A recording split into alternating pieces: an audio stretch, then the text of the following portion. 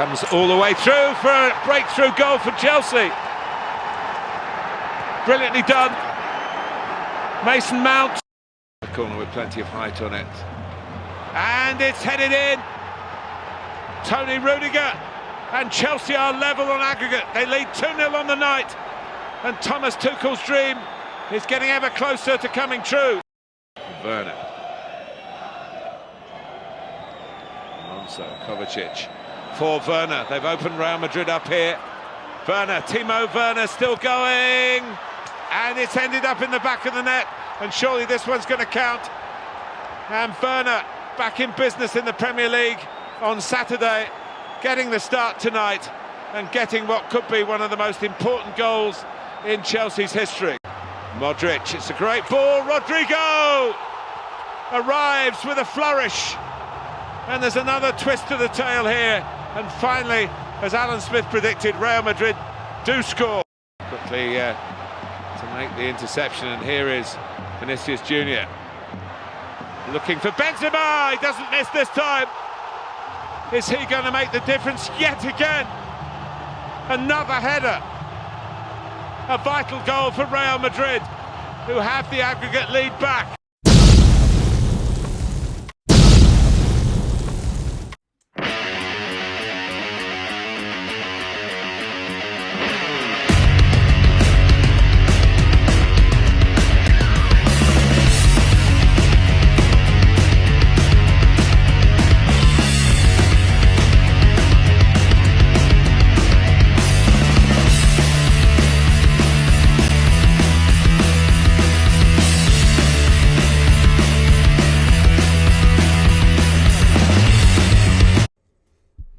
What's good, y'all? Oscar here with the new video, and this is gonna be discussing my post-game reaction and analysis of the Real Madrid versus Chelsea match that finished in Chelsea's favor, 3-2 or 2-3 if you're on the Real Madrid side. But Real Madrid goes through with aggregate of the final score of 5-4. I'm not.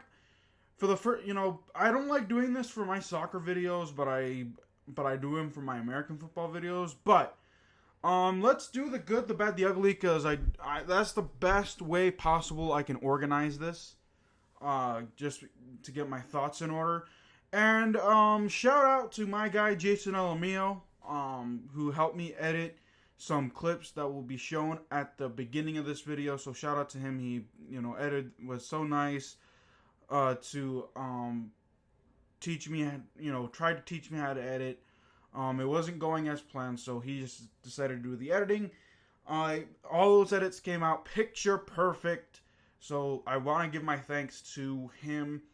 Check out his channels, his Get the Memo podcast, which he talks politics, and his J Sports channel, where he talks football, the Dallas Cowboys, which is football, the Los Angeles Dodgers, baseball, and the Golden Knights, hockey. So, let's go ahead and let's talk about this game. So, the good for this game is Real Madrid will go through. That's the most and biggest important thing.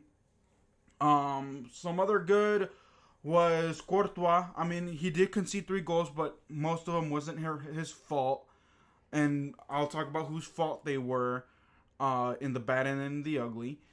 So other good, Karim Benzema, got the goal that actually got Real Madrid the lead back via aggregate.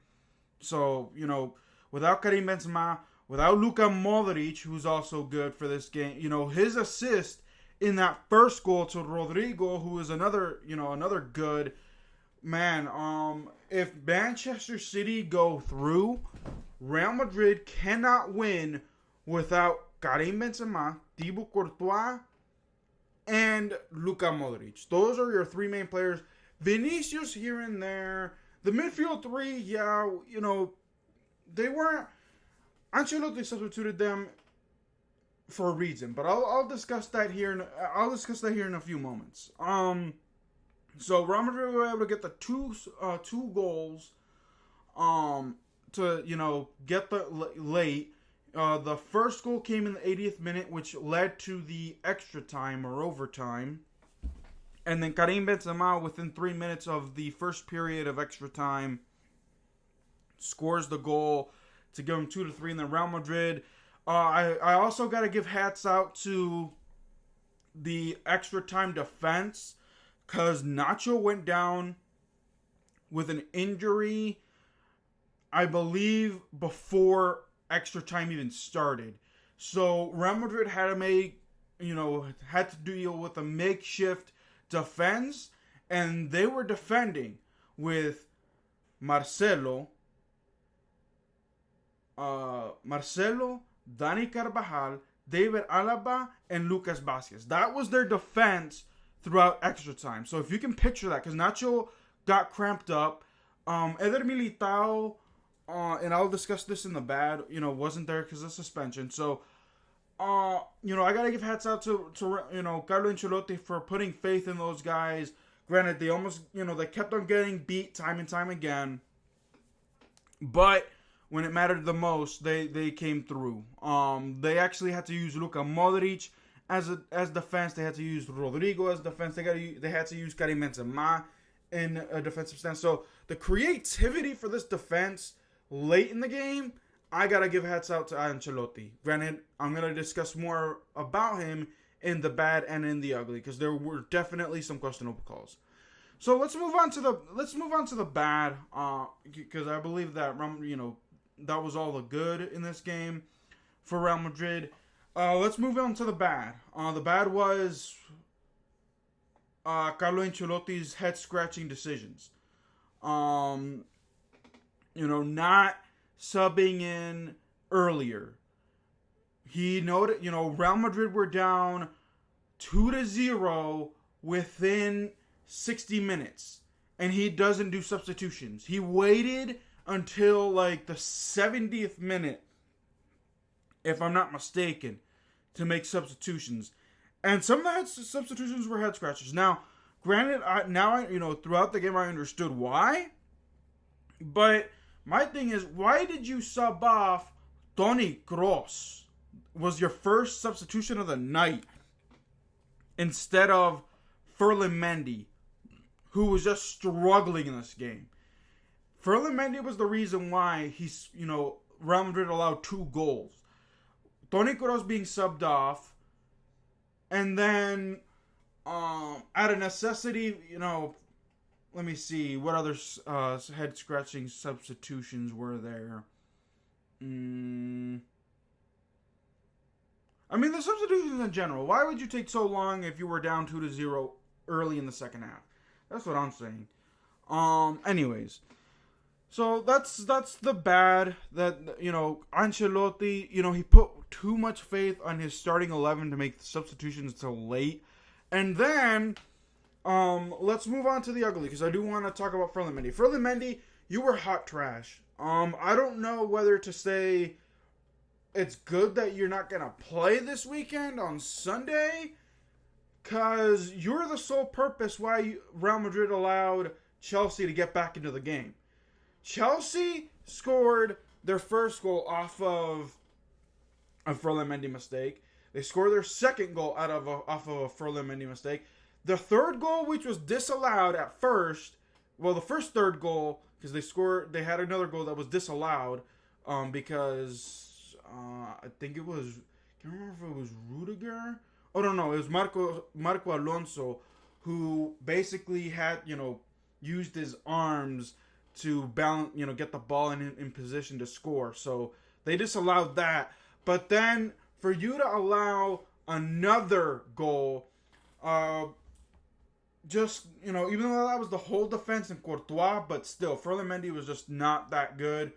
I do want to give a shout out to Chelsea, actually, because they actually put their hearts and their souls. When everyone counted them out, they were this close to coming through.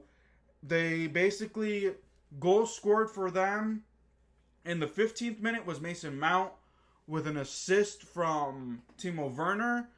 The second goal was Antonio Rüdiger, and Rüdiger basically redeemed his horrible performance from last week with, being more, being there for the defense. He basically shut down Vinicius Jr., and he was, helpful in the attack as well, so I got to give him credit.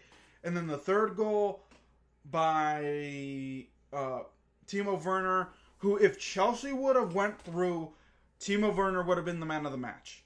I'm telling you, Timo Werner was all over the place in this game yesterday. So, other bad moves, like I said, Ferland Mendy got subbed off. Apparently he's hurt, so I don't even know if that's going to be good or bad at this point. I guess we'll have to wait until Sunday to see if Real Madrid can pull it through, and if it's seen that Ferland Mendy, is going to miss this game.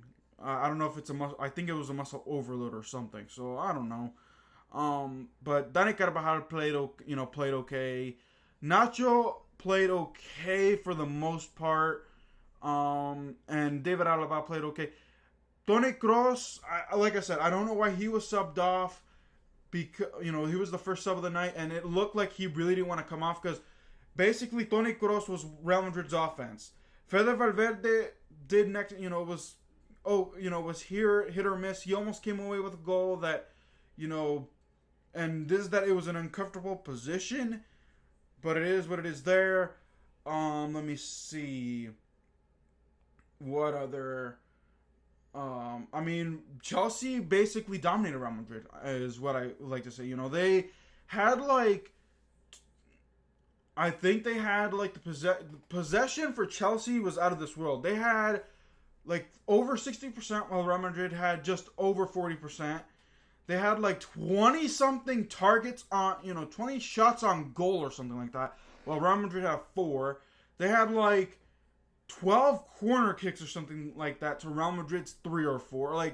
They beat Real Madrid statistically. So, it's just ridiculous that Chelsea were the more deserving team to go through. Especially with them being up 3-0. Because, like I said, Real Madrid scored their 2 goals in the 80th minute. Rodrygo scored their goal in the 80th minute. And then they scored the second goal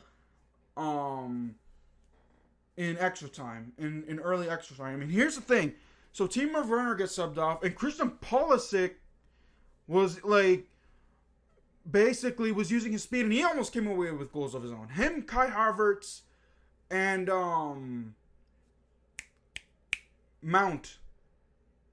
No, him and Christian Pulisic and Mason Mount, if they came away with goals, like I said, they would have been the MVPs of extra time or what have you. Because they almost came away with goals if it wasn't for the intervention of Courtois. So, but, alrighty, y'all.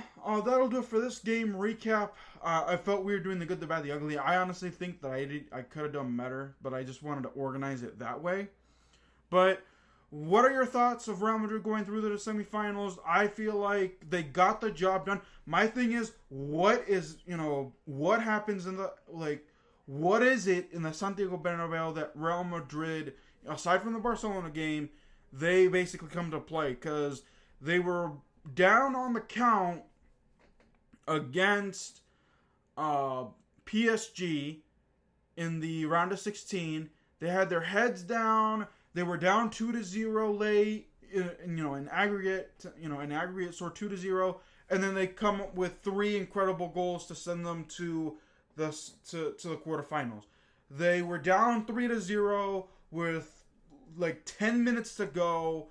Rodrygo comes through, Luka Modrić with a nice assist to Rodrygo, who scored the goal to send it into extra time. And then Karim Benzema and Vinicius Jr. and Karim Benzema, the combination. Vinicius Jr.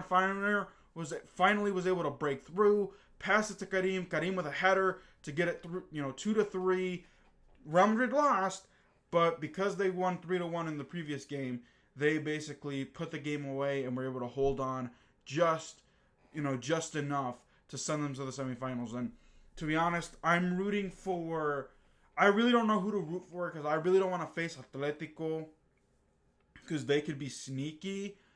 But I also don't want Manchester City, because if Real Madrid is matched up with Manchester City, it's done. I honestly, I have Manchester City winning this entire competition, especially now with Bayern Munich out. I honestly think that Manchester City is better than Liverpool if they were to meet in the final.